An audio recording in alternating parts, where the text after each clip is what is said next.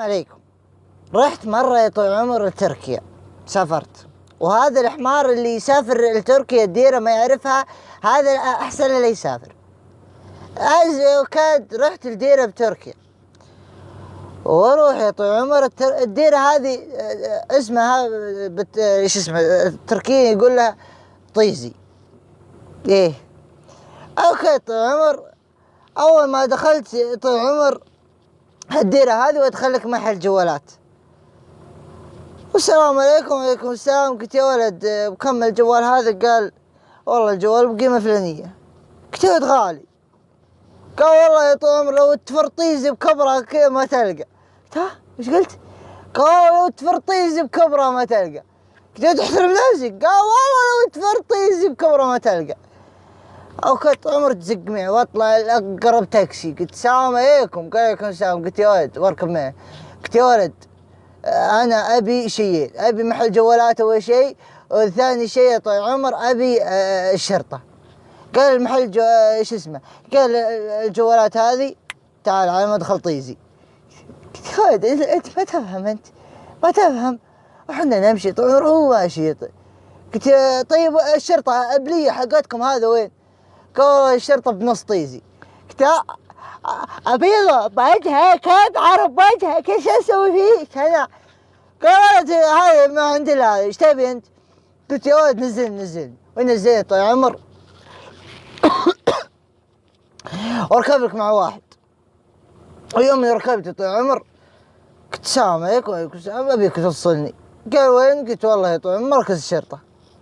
وحنا ماشيين نص الطريق طويل العمر، يوم نوصل نص الطريق ونمر لك على ديرة فيها ريحة مجاري. هذه قال عز الله هذه اطراف ايش اسمها طيزي كلها ريحة. قلت ايش قلت انت؟ قال والله اطراف طيزي دايم ريحة. قلت يا خالد يرحم امك، انت مش براكم علي اليوم؟ ايش لا سلني. اوكي طول عمر وانزل واروح لك يا طول عمر الشرطة كعاي الشريف. يوم اني وصلت طول عمر الشرطة وادخل عليها وادخل على ضبط خبر. قلت يا ولد السالفة ان في ناس تسبني ومدري ايش تقول عني، تقول الفاظ وسخة. قال يا ولد انت شكلك جديد على طيزي. قلت يرحم امك لا ترفع ضغطي، يرحم امك لا ترفع ضغطي. انت شو تفلت عليه الطراق الاول، الطراق الثاني، الطراق الثالث مسكوني ودوني السجن.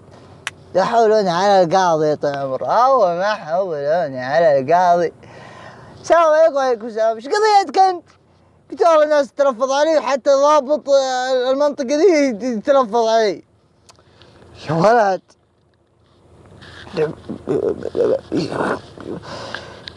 ما ادري ايش اسوي. قال يا ولد انت ايش بلاك انت؟ قلت والله يا طويل العمر الرجال يتلفظ علي. قال طيب اول مرة تجي طيزي؟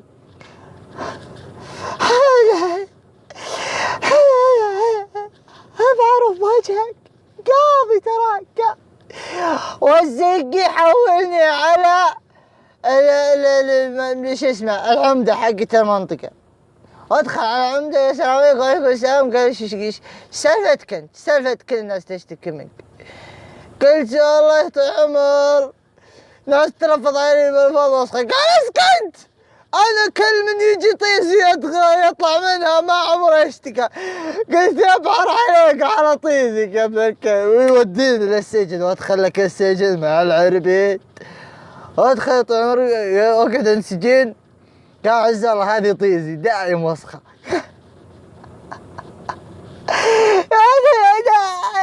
ابيض بوجهك، ابيض بوجهك، ما تفهم انت ما تفهم. قلت يا ولد تكفى. انا كنت عمر ويدخل علي الضابط هذاك وقال يا ولد حنا بنا فيك انقلع برا، انقلع خلاص اطلع من الديره ذي. انا كنت عمر يوم طلعت وامر عند البواب كذا مستانس طالع. انا كنت عمر قال البواب حق السجن تزور طيزي ان شاء الله. انا ما ودي ارجع السجن بس وشو كلب.